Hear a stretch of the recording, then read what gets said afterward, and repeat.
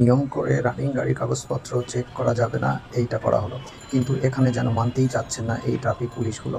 তারা স্বেচ্ছায় গাড়ি দাঁড় করে ইচ্ছা মতো কাগজপত্র চেক করছে। কিন্তু নিয়ম অনুযায়ী কোনো ট্রাফিক পুলিশ কোনো গাড়ির কাগজপত্র চেক করতে পারবে না। তিনি শুধুমাত্র একজন সার্জেন্টকে সহায়তা প্রদান করতে পারবেন। কিন্তু এখানে এমন অবস্থা, একজন ট্রাফিক পুলিশই যেন ট্রাফিক বনে যাচ্ছেন, যেটা সবসময় আমাদের চোখের সামনে পড়ছে।